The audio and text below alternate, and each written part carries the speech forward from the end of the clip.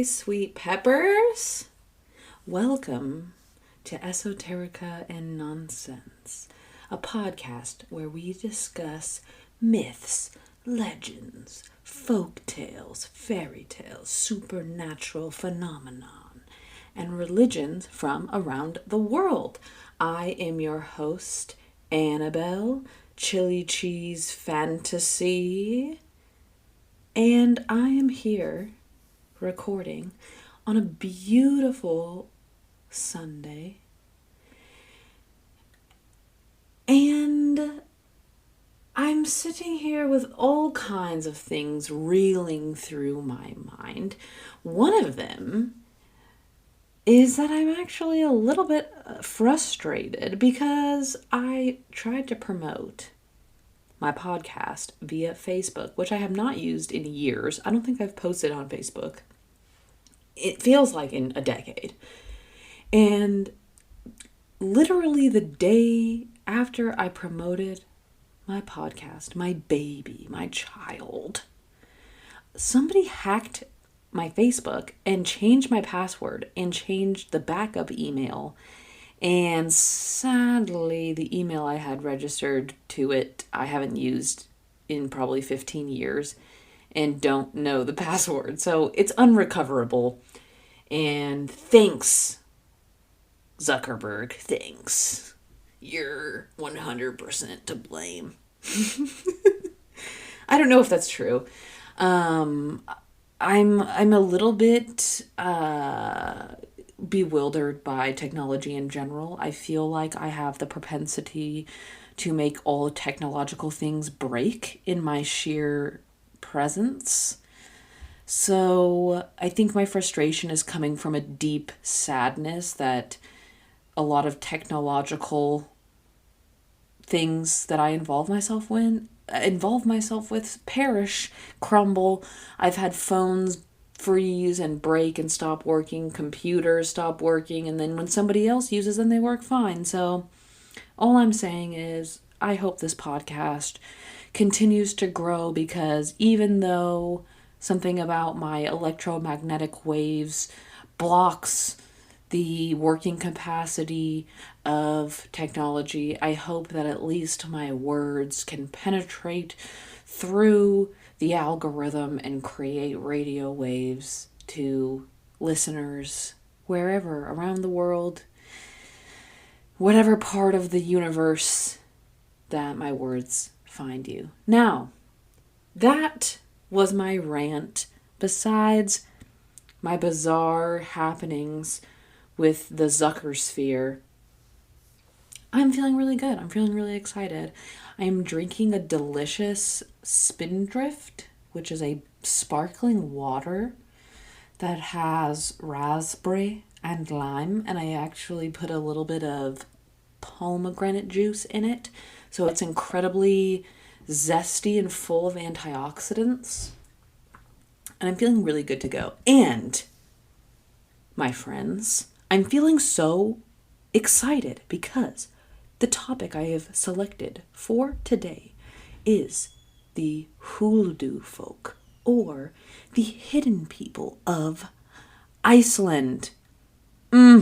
It's so good. It is so much better than I could have ever anticipated. So, the Huldufólk, or hidden people, are the elves of the Icelandic and Faroese people. I actually have never heard of the Faroese people. They're from a place known as the Faroe Islands, and it's in the northern Germanic area, so I don't think it's very far from Iceland, but because they're islands, they're very remote and have a very, specific and isolated culture from the rest of Europe. So the hidden people are known to have supernatural abilities. They live in nature, and they live in what is known as the parallel world. And the parallel world is essentially an alternate dimension that lives parallel to our world, but it's essentially a magical realm, similar to how there's stories of fairies and magical entities that live in our reality but separate from our reality. So, the hidden people can make themselves visible if they wish, but to a regular civilian human, they would be invisible, according to the Faroese folk tales. The hidden people are large in build, their clothes are gray, their hair is black, and they dwell in earth mounds. In Iceland, they believe that by throwing a stone, you could possibly injure one because they're known to live in the earth, and because they're invisible, they can be anywhere. So they tell children not to throw stones so that they don't injure the hidden people. That is a very kind sentiment and very considerate. I really appreciate that. I love that. So the term Huldufólk is actually used sometimes as a synonym for the word alfar, which means elves as well, and it is also referenced in Icelandic folklore from the 19th century. Apparently, alfar is considered to be disrespectful by some people. So some people don't use this term alfar anymore and only use the term Huldufólk. However, there is some information pointing to that the Huldufólk and the alfar are actually separate entities in contemporary Iceland. So there is some debate about this idea. Some believe that the separate names comes from the Norse people having the myths of the alfar and the Irish people having stories of the hill fairies, or what they were called as the, quote, good people. So the term alfar, it also is in Scandinavian mythology. And so there is kind of a belief that the Huldufólk and the alfar are actually coming from different parts of Northern European mythology and somehow morphed together through people integrating over time. The term alfar is derivative from the Old Norse term alfar and the Old English aleph, and also from Old High German alp. And this refers to a spirit with nature both beautiful and monstrous. Very peculiar. Yes, indeed. This reminds me of jinn. It reminds me of jinn because of their nature being both beautiful and monstrous. Because to me, it alludes to them being a reflection of humanity, but also them having free will and being good or bad depending on their own personal choice. So apparently there are light elves who are known to be allied with the gods in the sky, and they dwell in the home of Freyr, which is known as Alfheimr, which means elf home. So basically, in Norse mythology, the name of the kingdom in the heavens is Alfheimr, meaning elf home, which is fucking cute. There's also dark elves, which were known to be skilled in smithcraft, like the dwarves, and were sometimes indistinguishable. So here we are with the two types of elves, some living in the sky, some living underground, and the ones underground being associated as, quote, dark elves, and the ones in the sky being considered light elves. And this, again, is mirroring this idea of jinn, of some living in the heavens, some living on earth, and their association with their morality almost, which I find very peculiar. And I also think it's interesting that the, quote, dark elves are known to be smiths, meaning they work with metal, because it makes me think about how many magical creatures throughout the world are known to hate iron. And I wonder what the connection is of being a metal worker and that being associated with bad intentions. So back to I'm still talking about the elf mythology of Scandinavia. So in the Middle Ages, they became designated as earth-dwelling spirits of great potency and described the female elves as skilled in weaving magic cloth or sometimes endowed with seductive beauty. And that actually reminds me of the Greek, was it the Fates? The Greek Fates, who were weavers, were they not? Weavers of time. And I've noticed a lot of Europe associates female goddesses as weavers of a magic interdimensional cloth, which is one of my favorite allegories for the time-space continuum. So in Sweden, the elves had cultic worship for quite a while, and it was known as alfablat. It was a sacrifice of the elves that was held in late autumn. They were to be done in private, and the dead elves were to be brought to burial mounds to secure prosperity and bountiful harvest. Elves in Sweden then became associated with dwelling in mounds and associated with the dead. Okay, so just entertaining the idea here, okay? What if, this is just pontification, what if these elves were in fact real creatures? They were humanoid beings that were small. And what if what people are seeing now are actually ghosts of these people because they were murdered in sacrificial holidays? I don't know, what's the word I was looking for? Rituals. I don't know. That's just me playing devil's advocate right now. But the fact that in Sweden that is what made them be associated with mounds is very interesting, because they were in fact burial mounds. Anyway, that's me just entertaining ideas.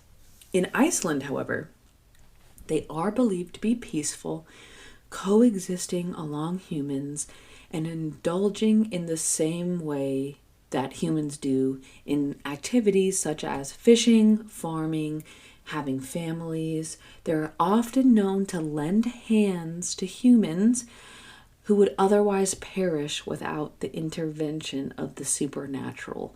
So in Iceland, they actually do believe that they are a kind of guardian over the land and a silent chaperone to human negligence.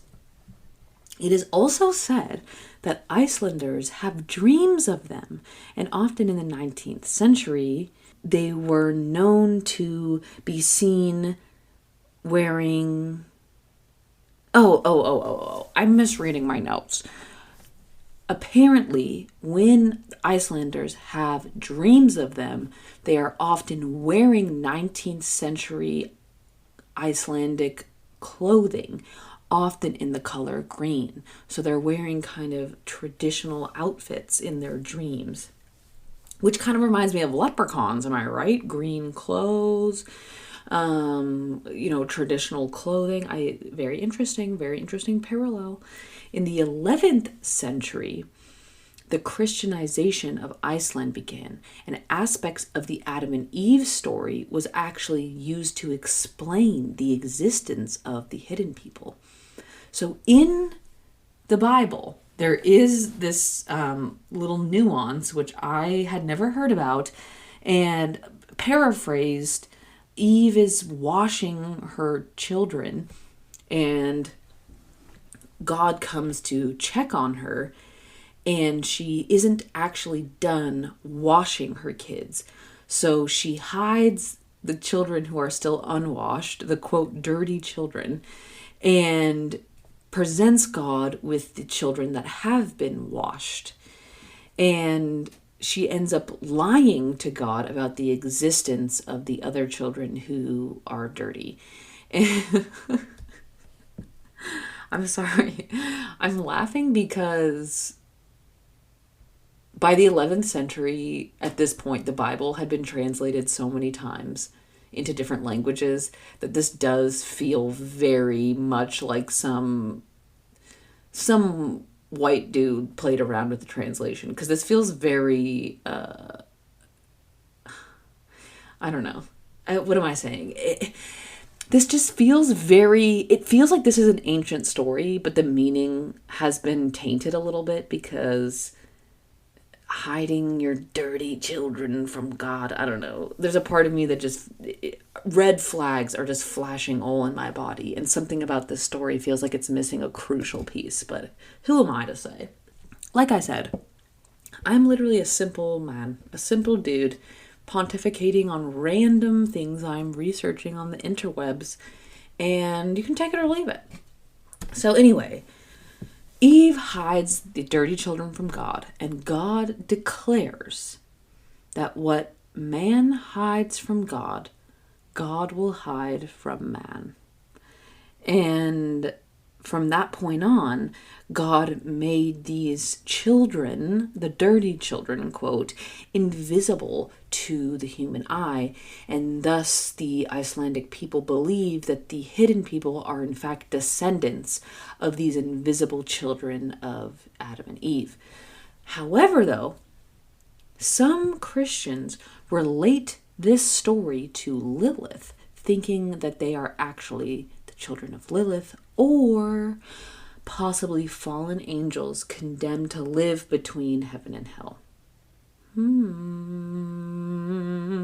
That does bring up very interesting points, especially because from what I know, a lot of the English translations of the Bible have been translated so many times, and a lot of them don't talk about Lilith. I'm sure some of them do. I went to Catholic school for 1 year, and by no means did I pay attention very much during my scripture class. I was definitely a class clown and was roasting the fuck out of the curriculum. I found it to be very a charade. But I remember reading Genesis, and I was reading the Catholic Youth Bible, so it was abridged and a pretty much paraphrased translation of the Bible, but there was no mention of Lilith in Genesis. And I know that some translations, especially the ones that are much, from Aramaic or possibly from the Coptic dialect or even the Ethiopian versions of the Bible. There's even versions of the Torah from Yemen, from Bethlehem, the Dead Sea Scroll. I've heard that these have more descriptions of Lilith. So I'm interested to know if there's discrepancies in this telling of Eve hiding the, quote, dirty children. But anyway, moving on. Not long after the Christianization of Iceland, which again started in the 11th century, which is a long time ago. So pretty soon after that, there was an opposition to dancing, which began in Iceland, which sucks, dude. Dancing and dance parties were associated with the elves, which was considered pagan. Come on, people. That's fucking miserable. That's so sad. That's such a fucking bummer that dance parties were essentially banned because they were associated with elves. So there is actually a story in Iceland of elves actually teaming up with the common people of Iceland and taking revenge on a local sheriff who banned dance parties in the area. Let's make a movie out of that. Cast me as one of the elves. That's fucking cool. I love that story. I love that story. Opposing authority is one of my favorite pastimes. In the 13th and 14th centuries, books from mainland Europe reached Iceland and added to the lore. So apparently this was the marking point of the lore of the elves / hidden people really coming deeper. So a lot of this lore describes them as little people. However, other pieces of the lore describes them as actually slightly bigger than humans, just a little bit narrower and apparently more beautiful, with soft and tender flesh. Ooh. That's a hot description. I mean, I don't know if narrower does it for me because I do like meat, I like mass, but soft and tender flesh, and you had me at hello. So there is a famous tale in Iceland, and the tale goes, I'll read the tale to you. Once upon a time, a man was traveling. He got lost and did not know where he was going. Finally, he arrived at a farmstead he knew nothing about. There, he knocked on the door. An elderly woman came to the door and invited him in. He accepted. The farm was fine and pleasant. The woman led the man to the living room, and there were 2 young and beautiful girls. He saw no more people on the farm than the elderly woman and the girls. He was well received, given food and drink, and then accompanied to bed. The man asked to sleep with one of the girls. Typical. And it was allowed. Typical. Sorry, I'm a little bit triggered. Oh, I'm a lot triggered. Why does this always happen in old stories where they're like, hey, can I just borrow one of your daughters for the night? And they're like, totally. Fuck no. Anyway, then they lay down. The man then wanted to turn to her, but found no physical body where the girl was. He grabbed her, but he felt nothing between his hands. The girl was still in bed with him, so he always saw her. He then asks her how this could be. She says he should not be surprised because, quote, I am a disembodied spirit, she said. When the devil rebelled in heaven in ancient times, he and all who fought with him were cast into outer darkness. Those who watched him were cast out of heaven, but those who were neither for nor against him and did not join the rebellion were driven down to earth and ordered to live in hills, mountains, and rocks, and are all called elves or hidden people. They cannot live with anyone but themselves, and do both good and evil, and much of either. They do not have a body as human beings, but can appear to you whenever they want. I'm now one of that group of fallen spirits, so there's no hope that you can have more love for me than you already have. He accepted this explanation and then told others of what happened to him. Which, bing, sparks in my mind the story of the Jann, the ancestors of the Jinn, who were expelled from heaven after a great battle opposing God. And all Jann end up becoming Jinn, who are the earth-dwelling versions of these cousins of angels, if you will. And I mean, this is like the same story. And how they are similar to humans. They can manifest as human form, but are not actual flesh beings. And they have the free will of being good or evil, or a mixture of both. This is very, very, very similar, if not the exact same story. So another famous tale of the Huldufólk I think I said that wrong. Huldufólk. There is the tale of the elf church of Tungustapi. And this is a story of 2 nameless brothers who are nicknamed Svein and Arnor. So Svein and Arnor lived with their family at the farm of Sælingsdalstunga. I think I did it. Honestly, I don't want to toot my own horn. I think I said that correctly. Their father was a very wealthy farmer. In the wintertime, the brothers living on the farm would slide on sleighs on Tungustapai Hill in the snow, and by sledding, they'd make a lot of noise. But Svein did not play with them. The boys. Okay. So I think there's other friends and or siblings playing with the group. But Svein, one of the brothers, did not play with this said group. He was a loner and spent a lot of time by Tungustape or in the local church. There was talks amongst people that he could talk to the elves.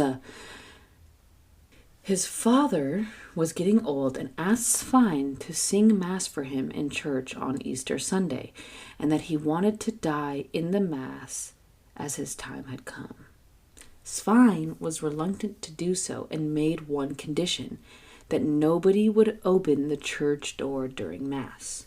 But while Svein was singing the Mass, a storm blew the door open, and he saw directly into Tungustapai, from which mass of light was shining through an open door.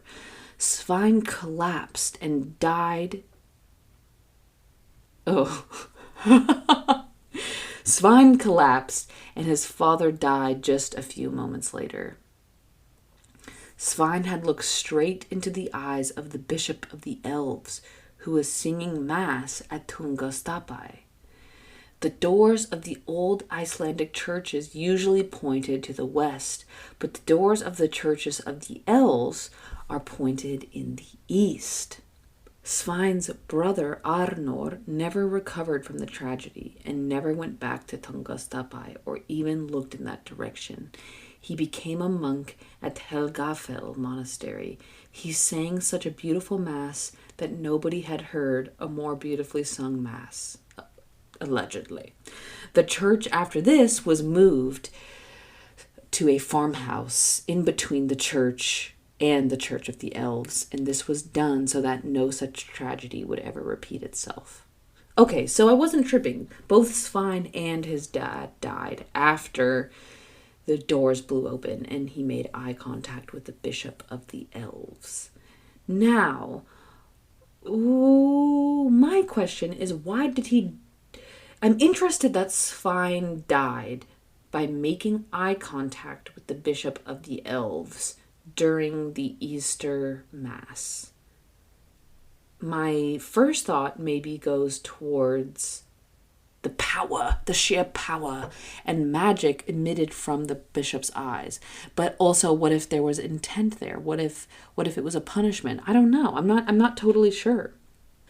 There's also an alternate version of this story. In this version, like I mentioned, the boys would like to sled together and made a bunch of noise, and Svein, the one who was known to talk to elves, scolded his brother Arnor and the other children for making such noise.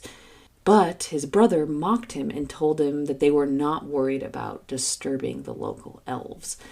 Svein told him that he would regret doing so and that he would have to pay for his actions. Every New Year's Eve, Svein would wander off and disappear. One night, his brother Arnor went to Tungustapi to look for him, and all of a sudden, Tungustapi opened up, and it looked like a church inside with a lot of little lights shining and beautiful singing. Svein was inside, and several men were surrounding him in religious-looking robes. It looked like Svein was being ordained. His brother Arnor called for him, and he called for him to come outside and that his life depended on it. Svein stood up to go to his brother, but the pastor of the elves ordered for the door to be closed and for Arnor to be punished for disturbing their peace. He then told Svein that the next time he would see him, Svein would die, seeing that he wanted to leave the service and go to his brother. The elves then chased Arnor on horses and rode him down and almost killed him. A local farmer found Arnor in the morning while he was on his way to Mass, and Arnor told him what happened, and then he died. Since then, the slides, I guess the rock slides in the area, have been called Banabrekor, or death slides. So what's peculiar about both of these stories, both of them talk about these elf churches, and that by messing with them, you can lose your life. One of the brothers lost his life for making eye contact with the bishop, and then in the other story, the other brother lost his life for trying to interfere with the brother becoming an ordained elf priest. But either way, I'm very fascinated with this secret church in the hills. Oh, it's so interesting. So, in Iceland, there are actual holidays that are associated with the Huldufólk. So one big one is New Year's. And New Year's is a classic day where Icelanders practice alfabrennur, which is known as elf bonfires. They believe that they are known to change locations on New Year's, and they leave candles outside for them to find their way. Oh, that is so nice. There's also 13th night, which is January 6th, and apparently people are known to see groups of the Huldufólk on galloping horses, and cows will speak on these days. But if you listen to what the cows say, you will lose your mind. So it's advised you don't listen to what the cows say. And seals are known to change into humans. Bewitched humans are known to regain their original form again. And then there's also midsummer, which is the summer solstice. If you sit at a crossroads at midsummer, the Huldufólk will attempt to secure you with food and gifts. And if you accept one of these gifts, there are known to be great consequences. And if you resist, there are great rewards. There is a famous story of a man who sat down at a crossroads to meet the elves moving their houses. They kept coming to him and offering him great treasures. He never said a word, and they left their offerings by him each time. This went on all night, but lastly a woman came who offered him melted fat, which he loved. Gross! Oh my god, that was not what I was expecting. Instead of just waiting for her to leave, he said, "I have never been able to say no to that." And all of his treasures disappeared. He was able to tell people what had happened, but not much more. He lost everything, his mind, his livelihood, over some melted fat. They also didn't even specify what kind of fat. Like, is this beef fat, pork fat, duck fat? Is he just eating it like lard? Sir, it sounds like you've already lost your mind before. I don't know. I'm confused. But there's also Christmas Eve, which is another holiday associated with the Huldufólk. And there are folk tales that say that they are known to invade the farmhouses to hold wild parties.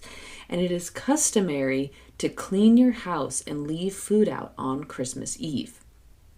So all of these holidays, any of these events could actually happen on all 4 of these days. So New Year's, 13th night, which is January 6th, Midsummer, and Christmas, any of these events could happen. They could be moving, they could be giving gifts at a crossroads, they could be galloping, or horses or cows will start speaking. All of these things could happen interchangeably on these days. Some recent incidents and sighting with the Huldufólk One is known as the Huldufólk, which is a shed in a mound in the countryside of Iceland built by a farmer in 1948.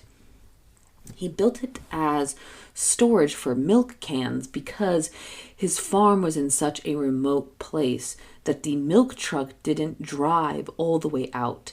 So he built this mound, this little cellar, so that the milk truck would leave the milk for that farmer and other farmers in the area. And apparently this little milk shed became a house for the Huldufólk. And they were known to throw wild parties in there, which sounds like a crazy time. In 1971, there was road construction happening in Kopavogur, and a bulldozer actually broke down. The driver of the bulldozer placed blame on the elves living in a large rock. The story was picked up by the newspapers, and it became quite the gossip of 1971. In 1982, 150 Icelanders went to NATO, the North Atlantic Treaty Organization, whose base is in Keflavik, and they went to look for elves who might be endangered by the American Phantom jets and military reconnaissance planes. Icelandic people seem so nice. I just don't think I've ever heard so much regard and consideration for magical beings. I think a lot of stories I've heard from around the world, people are often mistrusting and demonizing magical beings, and it's really cute to hear that people care so much about them. I really want to go to Iceland. In 2004, the Alcoa Corporation, which I've never heard of, but apparently it's an American aluminum company, they actually had a Icelandic government expert certify the chosen building site for their company to be sure that it was free of Huldufólk living spaces. I love that.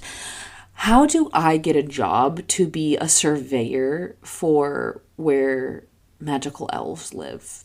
Like, I would love my job to be a surveyor of magical entities and to give people the green light if they're allowed to build someplace or not. That's fucking incredible.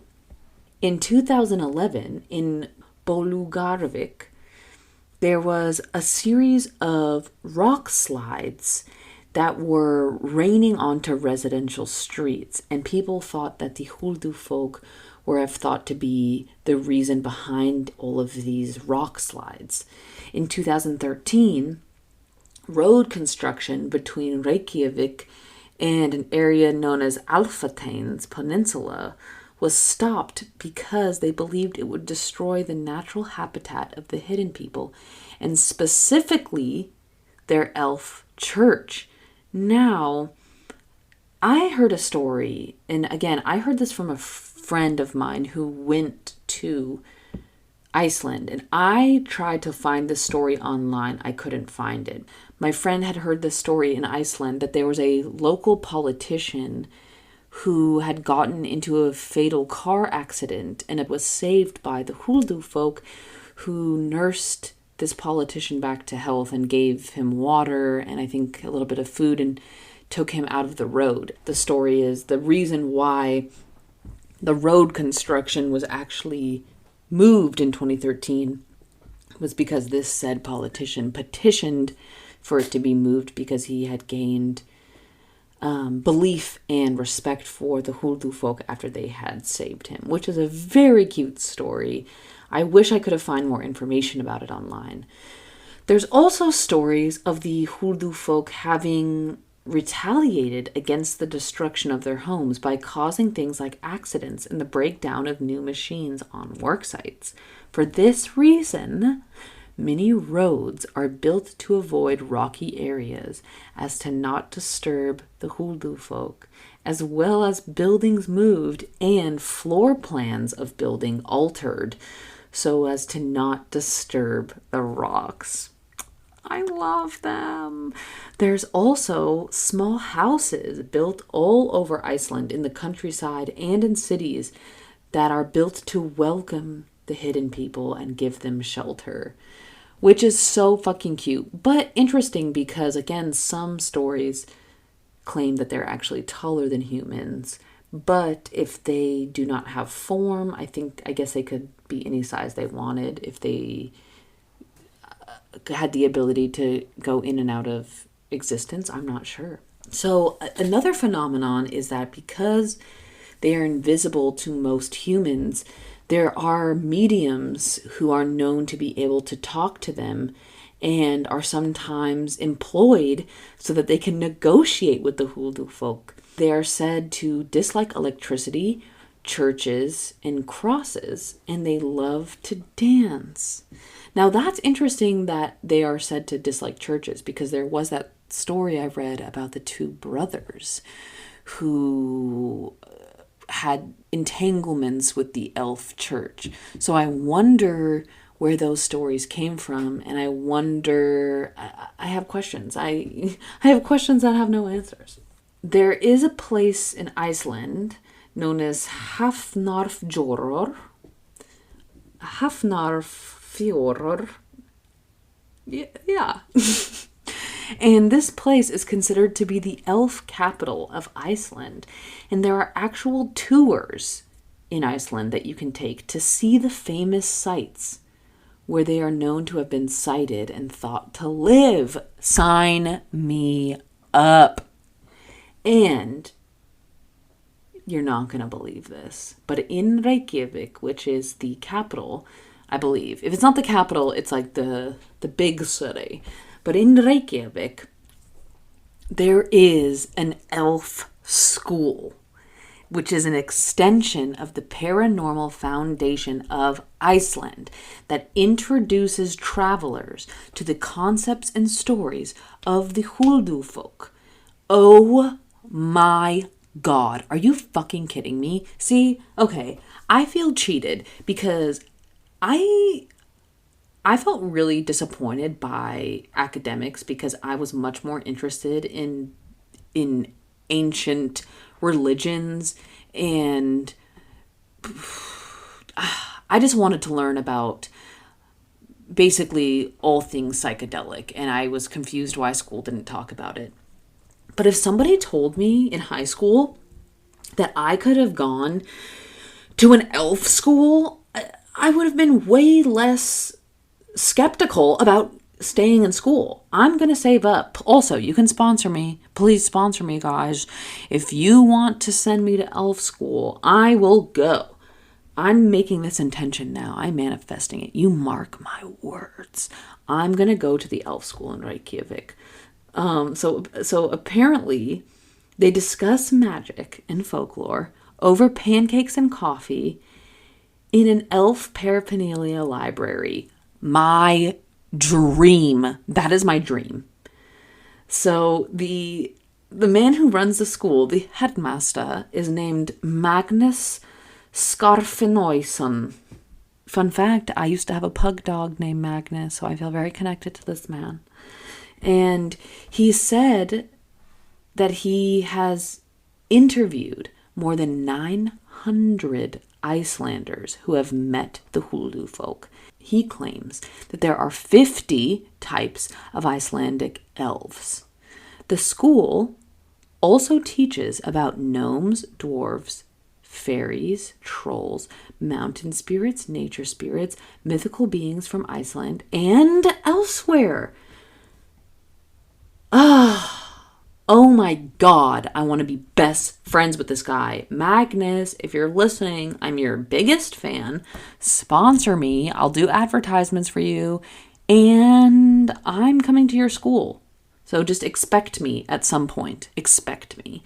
Out of all the 900 Icelanders that he has interviewed, 75 of them have claimed to befriend a Huldufólk, and 35 of them said that they visited their houses. Oh my God. Fuck.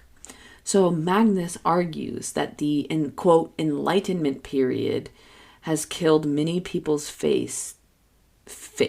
No. Has killed many people's faith in the supernatural and interdimensional realities. Ooh, that's actually a really fascinating point, because I actually have noticed this a lot. I'm so pro education, believe me. I love the idea of educating and educating others and educating ourselves and learning. I love learning. But I do think that generalized academics is a double-edged sword, because there's so many benefits from it, but it also can limit our beliefs and understandings. And I do think that is an interesting point. I think that the Enlightenment period did diminish a lot of people's faith in the supernatural. And I think what I find so interesting about this story is that the hidden people do not live in our world. They live in a parallel world. And so how can you prove that it exists if it's invisible to your eye? And how do you believe that it exists if you only believe things that you read in books? And what if the books are only written by very type A white guys who are very literal, do not understand allegory or metaphor, let alone have the ability to tune into magical things? That's just me speculating. All I know is that, dear Magnus Skarfinholson, I am a fan. I'm going to come to your school, and I want to know more about the Huldufólk. I have friends from other parts of the world who said that they've actually encountered magical beings that appeared as like sparkling orbs. I have a friend in Brazil who was mentioning to me that she saw magical orbs flying around her in Brazil, and it was in waterfalls.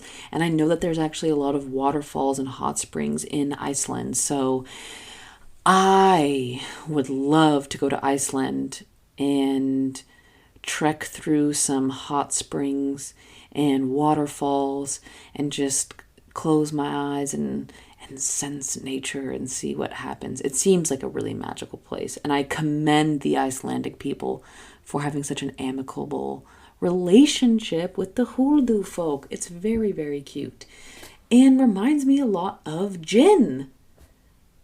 Part of why I wanted to start this podcast was because the more research I've done and the more traveling that I've done around the world, I've realized that there are so many shared beliefs between cultures, and they have different names and slightly different stories, but it seems as if a lot of these phenomena are happening everywhere, or at least it's in the zeitgeist. It seems like we have like a shared mental bond in humanity, because how are these stories being passed down in oral traditions all around the world? It's so interesting to me. It's fascinating. But that concludes my episode on Huldufólk. If you have more information or stories about the Huldufólk, please send me an email at esotericaandnonsense@gmail.com. If you have a subject that you would like me to cover, send me an email. If you have an experience of some other mythological creature or story or whatever, please send me an email. Follow me on Instagram at esotericaandnonsense. And please have a beautiful day.